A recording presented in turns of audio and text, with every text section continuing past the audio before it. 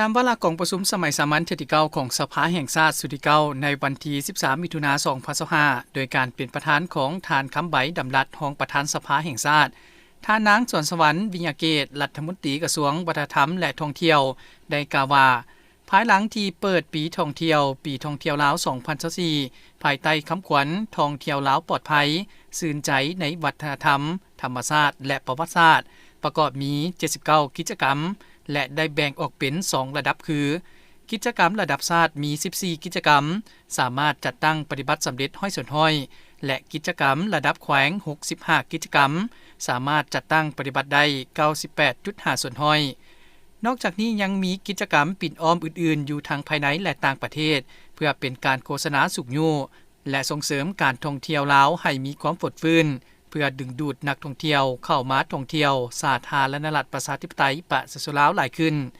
สำหรับตัวเลขนักท่องเที่ยวทางภายในและต่างประเทศที่เข้ามาเที่ยวสาธารณรัฐประชาธิปไตยประชาชนลาวแม้นได้ลืนคาดหมายถ้าเทียบใส่ปี2023นักท่องเที่ยวภายในมี 3,904,483 เที่ยวคนเพิ่มขึ้นถึง102ส่วนห้อยสามารถกระจายรายรับจากการท่องเที่ยวได้ถึง632,526,246 ดอลลาร์สหรัฐนักท่องเที่ยวสากลมี 4,120,832 เที่ยวคนเพิ่มขึ้น21ส่วนห้อยสามารถกระจายรายรับได้ถึง 138,348,48 ดอลลาร์สหรัฐซึ่งรายรับดังกล่าวแม่นรายรับที่กระจายไปยังภาครัฐและผู้ประกอบการทุกแขนงที่ติดพันการท่องเที่ยวสำหรับเดือนมังกรถึงเดือนมีนาคม2025ตอนรับนักท่องเที่ยวต่างประเทศ 1,262,035 เที่ยวคนเพิ่มขึ้น11ส่วนห้อยเทียบใส่กับระยะเดียวกันของปี2024คาดคะเนรายรับที่กระจายในสังคมได้ 426,975,454 ดอลลาร์สหรัฐสำหรับนักท่องเที่ยวภายในมี 1,467,886 เที่ยวคนเพิ่มขึ้น 98.6 ส่วนห้อยเทียบใส่ระยะเดียวกันของปี2024รายรับที่กระจายในสังคม 237,797,532 ดอลลาร์สหรัฐการออกนโยบายยกเว้นวีซ่าให้บางประเทศกลุ่มเป้าหมายระยะปีท่องเที่ยวลาว2024เริ่มแต่วันที่1กรกฎาคมหาวันที่31ธันวาคม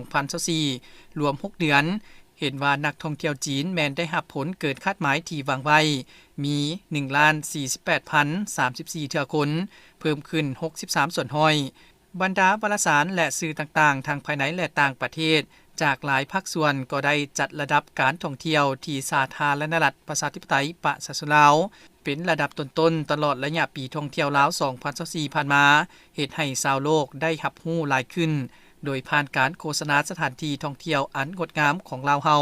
สำหรับมาตรการจัดตั้งปฏิบัติต้องได้สืบต่อเผยแพร่กฎหมายว่าด้วยการท่องเที่ยวฉบับปรับปรุงปี2024และนิติกรรมที่เกี่ยวข้องให้ลึกซึ้งและกว้างขวางทั้งอยู่ขั้นศูนย์กลางและท้องถิ่นผ่าน2ทางต่างๆในขอบเขตทั่วประเทศเร่งสร้างแผนการสื่อสารการประสานงานและวิธีการรับมือกับวิกฤตการณ์ต่างๆที่อาจจะเกิดขึ้นในแขนงการท่องเที่ยวเพื่อรับประกันให้ได้รับการแก้ไขและโต้ตอบอย่างท่วงทันสุกยู่บรรดาผู้พัฒนาให้ปรับปรุงสถานที่ท่องเที่ยวและกิจกรรมการท่องเที่ยวให้ได้มาตรฐานส่งเสริมการผลิตเครื่องต้อนของฝากจากท้องถิ่นให้มีความหลากหลายและได้มาตรฐานสามารถส่งออกได้สืบต่อปรับปรุงการบริการที่ดีของบรรดาหัวหน่วยธุรกิจท่องเที่ยวและส่งเสริมการมีส่วนร่วมของชุมชนท้องถิ่น